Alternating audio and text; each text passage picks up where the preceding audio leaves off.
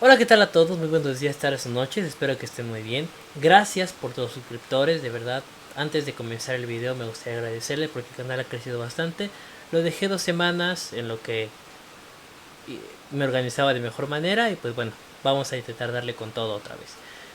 Vamos a continuar con los videos y el día de hoy vamos a hablar sobre anatomía de hipotálamo e hipófisis junto con sus funciones. Ok, vamos a ver los núcleos del hipotálamo, que producen estos núcleos, algunas vías aferentes, eferentes y la anatomía propia de lo que es la hipófisis. Entonces, comenzamos.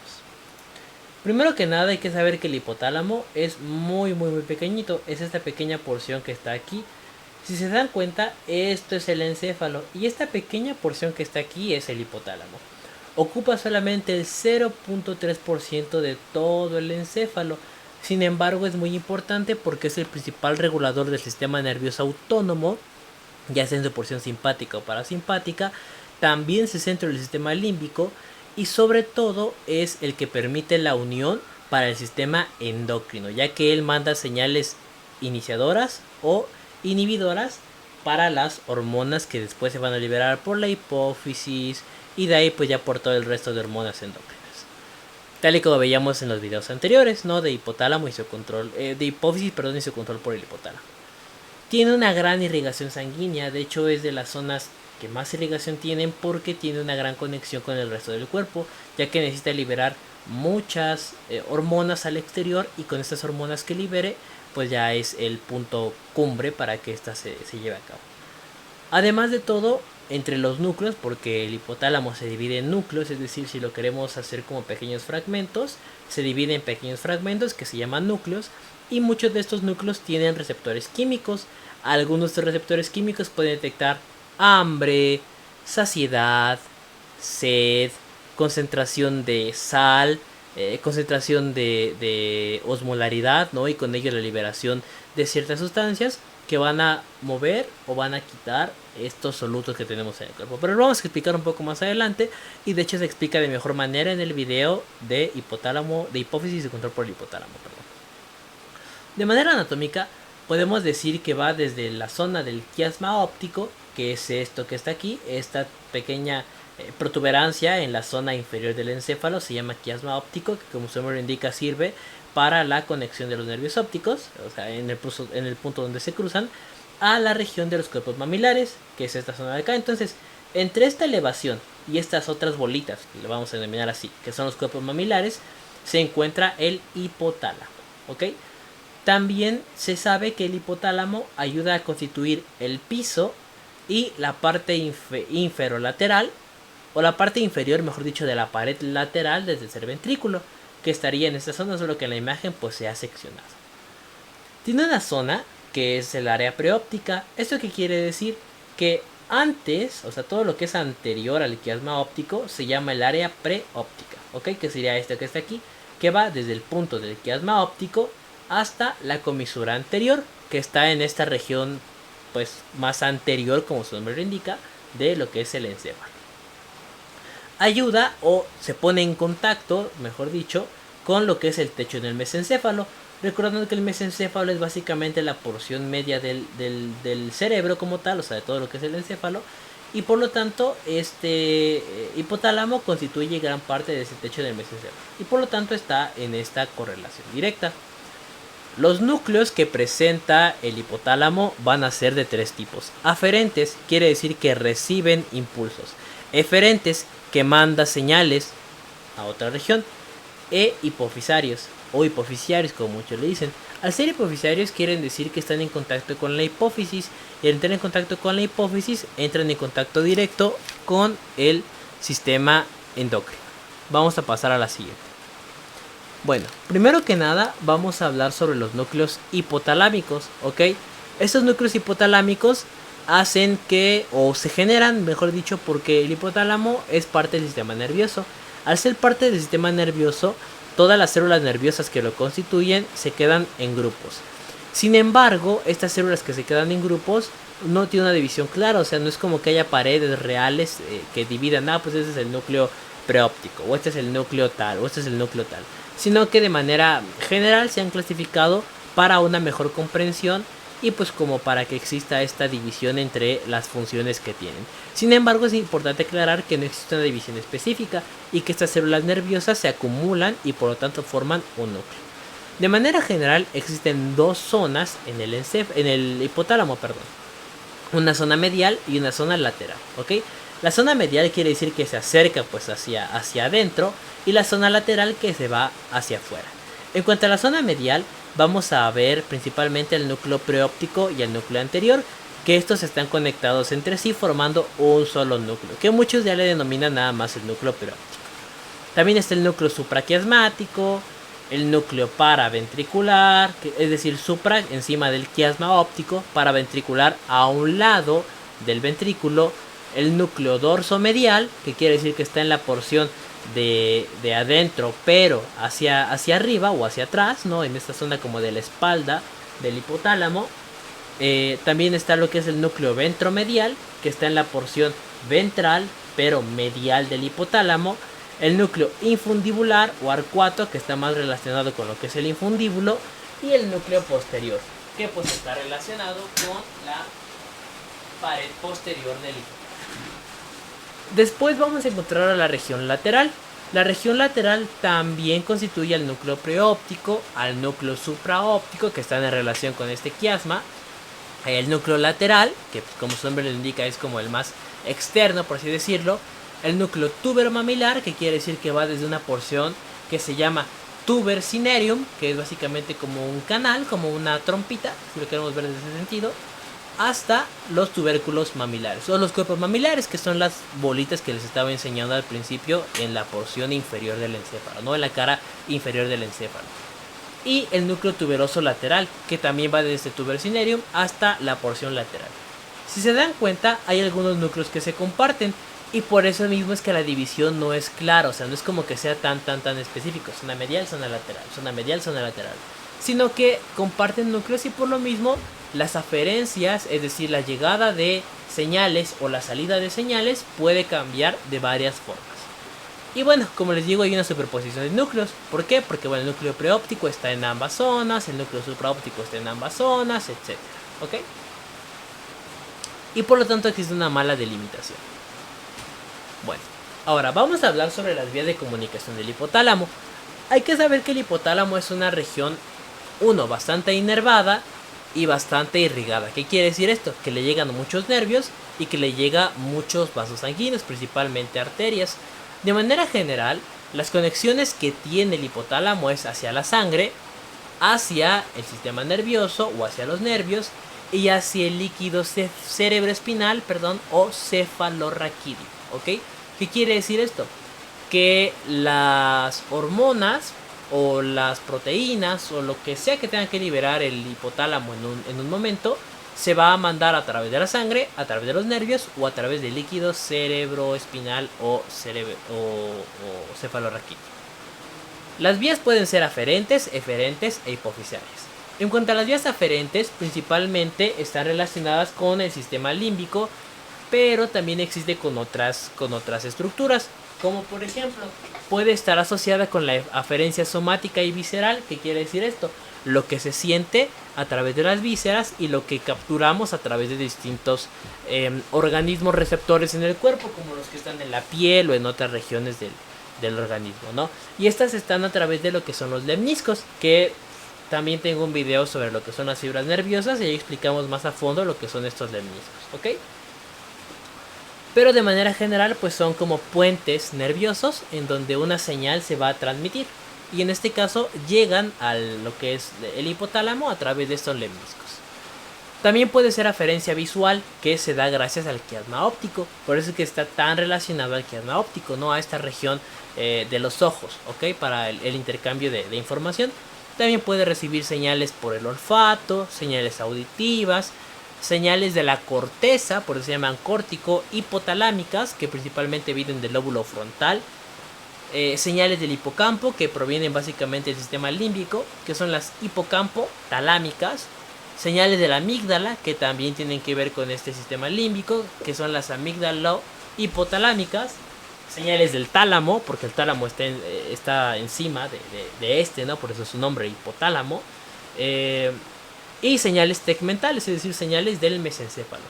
Como ustedes pueden ver, el hipotálamo en realidad recibe señales de muchos lugares, y esto es necesario porque, como les mencionaba al principio del video, está controlado, o permite el control, mejor dicho, del sistema límbico, del sistema endocrino y también de, por ejemplo, lo que es el sistema metabólico para lo que es la saciedad de comida o sed o distintas modalidades químicas, ¿ok?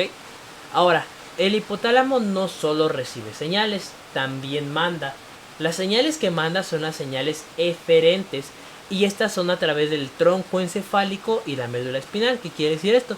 Que viajan por todo lo que es el mesencéfalo, protuberancia, bulbo, y también viajan por toda la médula espinal. Estas señales eferentes controlan principalmente la secreción del sistema nervioso, o más que la secreción, el control del sistema nervioso autónomo, ya sea en su porción simpática o parasimpática. Sin embargo, también ayudan a un mejor manejo de los nervios oculomotores, facial, glosofaringio y vago, es decir, tercer, séptimo, noveno y décimo par craneal. Estas señales eferentes del hipotálamo llegan hacia los cuernos laterales de la médula. Estos cuernos laterales van a estar principalmente vistos, o más que vistos, van a estar relacionados con la porción medular de la primera torácica hasta la cuarta o quinta, algunos autores refieren, pero la mayoría son cuarta vértebra sacra, ¿ok? Que estamos hablando ya directamente de lo que son los canales medulares, ¿no? O las regiones medulares, pero ya de lo que es el sistema nervioso, ¿no? Y también va a tener distintos fascículos, es decir, no solo viaja por el tronco encefálico y la médula espinal, sino que también va, por ejemplo, en un fascículo que se llama el fascículo mamilo-talámico. ¿Qué quiere decir esto? Que va por los cuerpos mamilares, aunque también tiene otro que son los fascículos mamilotegmentales, que quiere decir que va por todo el mesencéfalo. Y también, ya para ir cerrando en esta parte, tiene vías límbicas, porque hay que recordar que el hipotálamo es el centro del sistema límbico. Ahora, una de las vías más importantes de todo el sistema del hipotálamo es su comunicación con la hipófisis. En este caso podemos dividirla en dos grandes grupos, ¿ok? El sistema del fascículo hipotálamo hipofisario directamente, y el sistema porta o hipofisario portal, ¿no? Sistema porta hipofisario o sistema hipofisario portal. En el caso del fascículo hipotálamo hipofisario, se refiere principalmente a una vía nerviosa. ¿Qué quiere decir esto? Que las células nerviosas propiamente dichas del hipotálamo llegan hacia una región específica de la hipófisis. La hipófisis es una hormona que se divide en dos partes, una anterior y una posterior, que se llama adenhipófisis, la parte anterior, y neurohipófisis, la parte posterior. La vamos a ver un poquito más adelante. Sin embargo, les adelanto que este fascículo hipotálamo hipofisario hace que las fibras del hipotálamo lleguen a la zona posterior o la zona de neurohipófisis. Por eso es una vía nerviosa, ya que en esta región llegan fascículos nerviosos, tal y como llegaría, por ejemplo, no sé, de la médula del cerebelo o del cerebelo a la corteza, o todo ese tipo de fascículos que ya hemos visto anteriormente en neuroanatomía, ¿ok? Ahora, ¿qué función tiene este fascículo hipotálamo hipofisario? Es decir, desde el hipotálamo hasta la región posterior. Ojo, solo la región posterior. La región anterior se rige por otros mecanismos. En cuanto a la región posterior, se da principalmente la liberación de oxitocina y de ADH, o mejor conocida como la hormona antidiurética. En este caso, estas dos hormonas se transportan por unos pequeños vehículos celulares o proteínas transportadoras que se llaman las neurofisinas. En este caso, las hormonas se liberan a través de dos núcleos. Si recuerdan, veíamos los núcleos del hipotálamo, ¿no? En este caso, los dos núcleos más importantes para liberar hormonas de manera directa son el supraóptico y el paraventricular, que liberan estas dos hormonas, oxitocina y ADH. En este caso, estas dos hormonas ayudan a controlar la fisiología de líquidos, porque ayudan a capturar líquidos cuando hay una hemorragia, por ejemplo, en el caso del ADH, o en la fisiología del parto y la lactancia en el caso de la oxitocina, ¿ok? Ahora, También en esta región del núcleo supraóptico y paraventricular existen osmorreceptores, es decir, receptores que permiten determinar si tengo mucha sal, si tengo poca sal, si tengo mucho líquido, si tengo poco líquido, dependiendo de la dilución que tengan los iones o la concentración iónica que exista dentro de mi cuerpo. Y estas núcleos principales del supraóptico y paraventricular reciben estas señales osmorreceptoras, ¿ok? Bueno, ahora vamos a pasar a otro punto, que es el sistema hipofisario portal. En este caso, el hipotálamo ya vimos que se conecta a través de fascículos nerviosos con el lóbulo posterior. Sin embargo, con el lóbulo anterior no ocurre lo mismo, no hay tramos nerviosos. En el lóbulo anterior se conecta gracias a tramos vasculares. ¿Qué quiere decir esto? Que se conecta gracias a arterias y venas, tal y como ocurre en el hígado. Es un sistema porta hepático, no, en este caso es un sistema porta hipoficiario. ¿Por qué? Porque hay una comunicación constante de vasos sanguíneos, pero que van desde el hipotálamo hacia la hipófisis. Son como muchas carreteras, y esas carreteras se componen principalmente de vasos sanguíneos. En este caso, ese sistema porta hipoficiario parte de la zona medial del hipotálamo de manera principal, y aquí es donde se liberan muchas hormonas, tanto liberadoras como inhibidoras, dependiendo de la concentración que tengan las hormonas originales, por así decirlo. Es decir, si tengo mucha hormona de, no sé, para liberar cortisol, pues voy a mandar una señal para que mi hipotálamo ya no mande hormona liberadora, sino que al contrario mande una hormona inhibidora, ¿ok? Algo muy interesante de esta región de la zona porta hipoficiaria, que básicamente su principal diferencia es que si en la región posterior son vías nerviosas, en la región anterior son vías vasculares, ¿ok? Y estas vías vasculares se dan principalmente por arterias y venas, que forman un sistema porta. Cuando las arterias y venas penetran al lóbulo anterior, también llamado adenohipófisis, la hipófisis, se quedan en pequeñas cisternas o pequeñas piscinas, ¿ok? Y esas pequeñas piscinas se denominan sinusoides, que es básicamente la región en donde se va a dar toda la maquinaria celular para que los capilares se terminen de liberar. Ahora, la irrigación principal de esta región de los sinusoides proviene de una arteria muy importante que se llama la arteria hipoficiaria superior, que es rama de la arteria carótida interna. Y de hecho, dentro de todos estos espacios hay distintas hormonas, como lo puede ser la ACTH, FSH, TSH, GH, MSH y PRL, que básicamente quiere decir la hormona de la corticotropina, la hormona estimuladora de los folículos, la hormona estimuladora de la tirotropina, la hormona estimuladora de la hormona del crecimiento básicamente, y de la prolactina, ¿no? Que básicamente van a ser las señales de inicio o de final para que se dé o no se dé un mecanismo de liberación endocrina. Y en este caso van a existir muchas neuronas receptoras. ¿Qué quiere decir esto? Que la liberación que tenga el hipotálamo va a afectar de forma directa al sistema nervioso, porque hay una conexión muy directa. Ahora, el hipotálamo, ya para ir cerrando la primera parte, que es esta, y luego pasar a lo que es hipófisis, tiene muchas funciones. Voy a mencionarlas solo por encima porque realmente sería un video completo a cada una. Primero que nada hay que entender un control autónomo que ayuda a la regulación del sistema nervioso autónomo. Primero que nada hay que saber que el hipotálamo tiene muchos centros autónomos que permiten el equilibrio de los iones o de la concentración de solutos en el organismo. Cuando hay muchos, pues se eliminan, o cuando hay pocos, se busca más. En este caso, en el paso del sistema nervioso autónomo, permite que el hipotálamo se divida en dos zonas, ¿no? Una zona anterior y una zona más posterolateral. La zona anterior se relaciona con el aspecto parasimpático. ¿Qué quiere decir esto? La calma, ¿no? Bajar la frecuencia cardíaca, generar vasodilatación, empezar con mecanismos de hambre, por ejemplo, peristaltismo, etcétera, mecanismos más tranquilos. Sin embargo, la vía posterolateral, cuando se activa, permite que el sistema simpático entre en acción. ¿Qué quiere decir esto? Aumentar la frecuencia cardíaca, vasoconstricción, liberación de cortisol, etcétera, etcétera, etcétera. ¿ok? Todo lo pesado, por así decirlo, del cuerpo cuando quiere tener una reacción de huida. Otra función es la del control endocrino, que básicamente tiene hormonas inhibidoras o liberadoras. Aquí no me voy a enfocar tanto porque esto lo vimos en el video de la hipófisis y su control por el hipotálamo.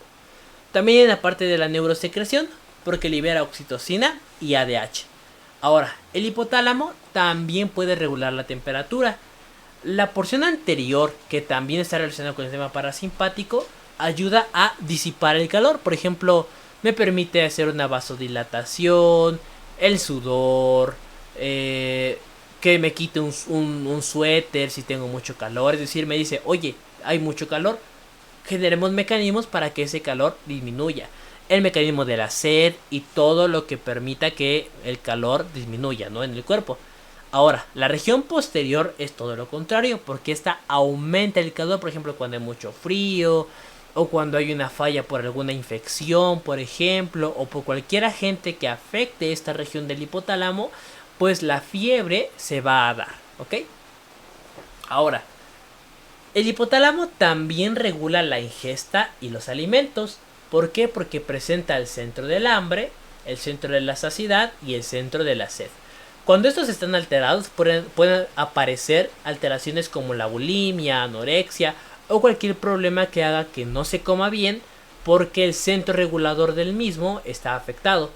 Ahora, el centro de la sed es muy importante. Como les mencionaba, depende por completo, o este centro de sed está en el núcleo supraóptico, y es lo que va a generar una respuesta ante una hemorragia, por ejemplo, o ante una ingesta inadecuada de sal por la osmolaridad, y con ello se va a liberar o no se va a liberar ADH.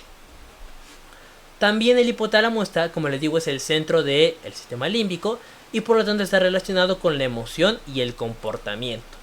Y también ayuda al control del ritmo circadiano, es decir, que en la mañana tenemos más de esta hormona y en la tarde menos de esta hormona, pero que se afecta por las luces o por el mismo ritmo de vida que nosotros llevamos. Ahora, hablando de la hipófisis, básicamente lo que ocurre es que es una glándula, o bueno, también se le llama la glándula pituitaria. Aquí me gustó mucho esta imagen porque está el hipotálamo y está en unión directa con lo que es la hipófisis. La hipófisis se encuentra por debajo del hipotálamo, específicamente se encuentra en la fosa craneal media, si lo vemos desde la cara inferior, y de una manera más específica en la silla turca, que básicamente es una porción que se encuentra entre dos pequeñas elevaciones que se llaman las apófisis clinoides, que son parte del cuerpo del hueso esfenoides. Existen dos tipos de hipófisis, la cerebral y la faríngea. De manera general, la que más se describe y la que más importa es la cerebral, por ello en este video nos vamos a enfocar a ella. La hipófisis, como les digo, se conecta al hipotálamo y se conecta gracias a un pequeño tubo o a un pequeño canal que se llama infundíbulo, que es este que está aquí. Esto es infundibulum, es esta zona de aquí. Esto es el hipotálamo, esto es la hipófisis, y aquí se conecta por el infundíbulo. Ahora, de manera general, la hipófisis mide 12 a 15 milímetros de manera transversa, 8 milímetros en sentido antero-posterior y 6 milímetros en sentido vertical. En promedio podríamos decir 1 centímetro cuadrado, ¿no?, que es lo que dice Guyton. Y pesa entre 0.5 a 1 gramo, lo que menciona. Se encuentra también detrás de lo que es el quiasma óptico, pero esta está debajo del diencéfalo, ¿ok?, del cerebro medio.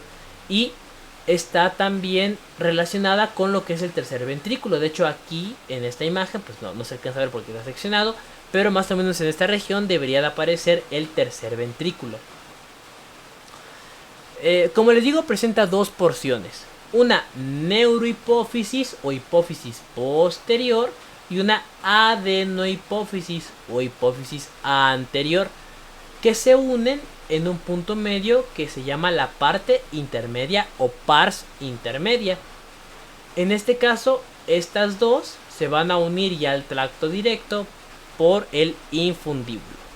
Su irrigación es muy amplia, tal y como vamos a ver un poquito más adelante, porque también ayuda a la liberación de factores. Ahora, vamos a hablar sobre la hipófisis, ¿no? Los dos lóbulos, tanto la neurohipófisis o hipófisis posterior como la adenohipófisis o hipófisis anterior. La neurohipófisis es de color gris amarillento y se relaciona de manera principal con el infundíbulo, que el infundíbulo, les recuerdo que es la porción de la unión entre el hipotálamo y la hipófisis en general. Está unida a un tercer ventrículo, que básicamente, o el infundíbulo permite que haya una relación directa con el tercer ventrículo, y este infundíbulo es la continuación de una región que se llama tuber cinereum, que es una pequeña cosita que está aquí, que es básicamente una elevación como los cuerpos mamilares, solo que esta está dentro de una porción más medial, visto desde la cara inferior del encéfalo, y básicamente es una continuación de este tuber. Continúa con este lóbulo nervioso y por lo tanto, como le mencionaba, ¿no? El hipotálamo le sigue mandando fibras nerviosas y por lo tanto esta región de aquí ya es el lóbulo nervioso.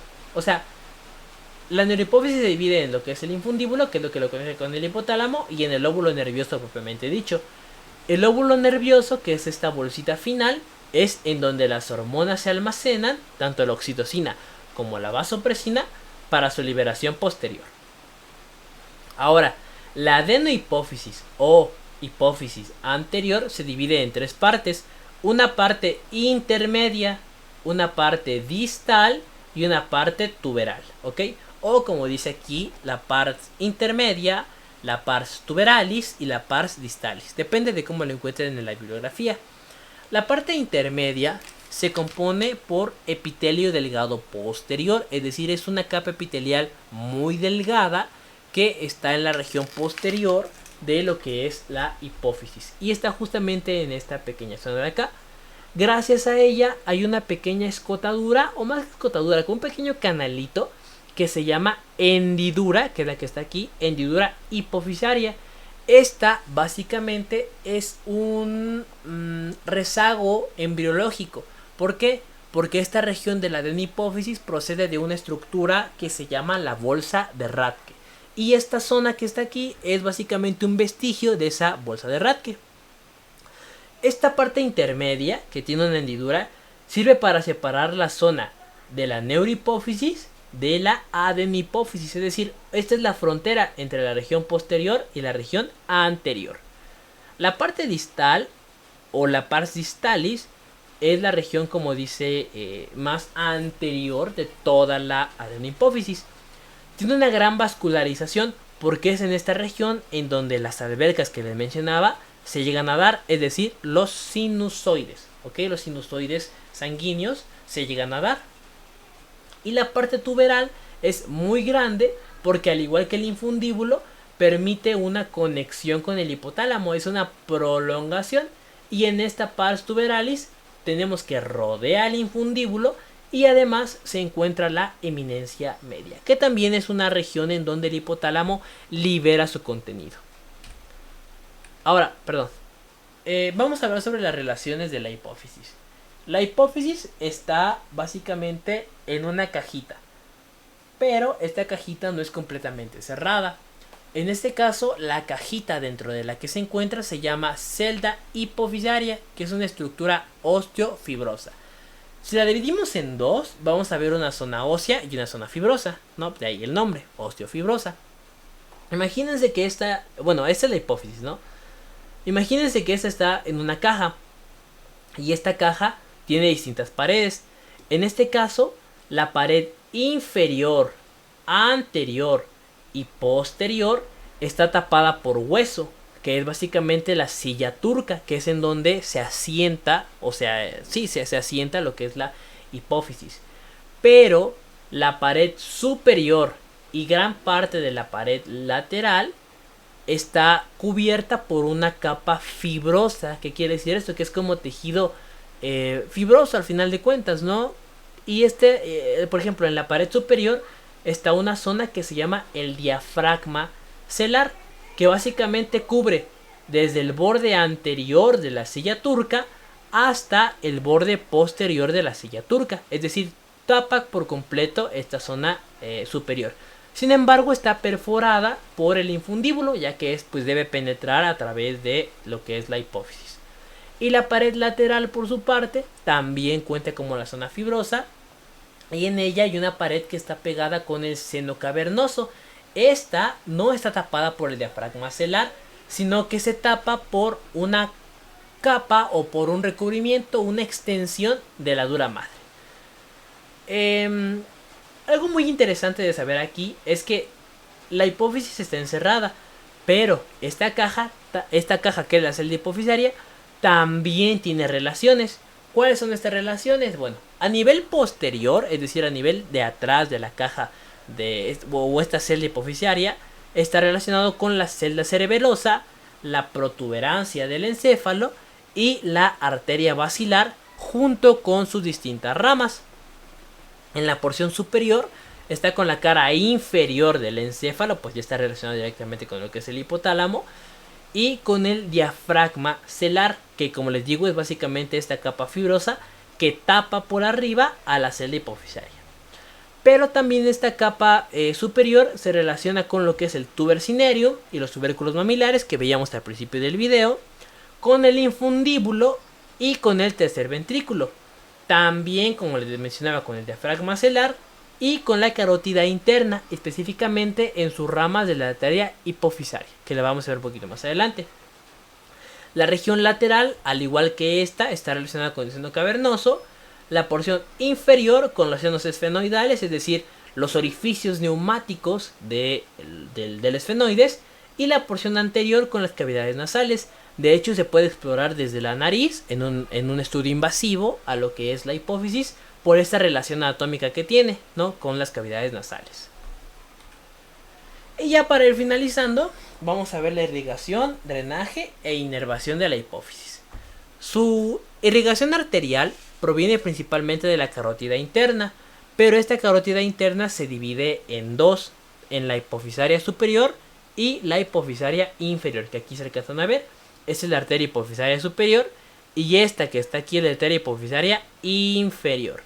Si se dan cuenta, la hipofisaria superior, que ambas son ramas de la carótida interna, recorre todo lo que es el infundíbulo. Y de hecho esta pasan dos, una que está, por así decirlo, adelante y otra que está atrás del infundíbulo. Y de hecho se unen en este punto, es decir, aquí viene la arteria y aquí viene la arteria por atrás, y en este punto se unen formando una corona arterial, es decir, las arterias rodean a todo lo que es el infundíbulo, que es la porción de unión con el hipotálamo, y por lo tanto forman una corona arterial que rodea por completo esta estructura. Y esta es la que le permite de manera principal estas cisternas, que son los sinusoides de la hipófisis. Mientras que la arteria hipofisaria inferior perfora por todo lo que es el seno cavernoso, también es rama de la carótida interna, solo que esta penetra a través de la pared inferolateral de la hipófisis. En cuanto a las venas, se van a dar principalmente a los vasos perihipofisarios, así se llama, es decir, vasos que rodean a la hipófisis, y van a terminar de drenar en el seno cavernoso y en el seno intercavernoso. Y los nervios, bueno, la adenohipófisis, que es la hipófisis anterior, proviene directamente de lo que es filetes simpáticos. ¿Qué quiere decir esto? Las mismas arterias que entran llevan nervios, y estos nervios son motores de manera principal para liberar estas hormonas que están aquí almacenadas. En este caso, estos mismos nervios le van a dar ramos a la hipófisis anterior para que libere lo que son las hormonas. Mientras que la neurohipófisis está relacionado con el hipotálamo, de manera principal con los núcleos supraóptico y paraventricular, para la liberación de oxitocina y ADH. Y las ramas nerviosas que presenta esta región son de distinto tamaño y por ende de distinta funcionalidad, y también es lo que permite que la oxitocina o el ADH, o bueno, la hormona antidiurética mejor dicho, se liberen en cierto momento y se regulen de esa forma. Y bueno, esto sería todo por el video. Les agradezco muchísimo su atención. Si les gustó, ya saben que pueden darle like, suscribirse y compartirlo. Sin más, nos vemos en el siguiente video. Chao, chao.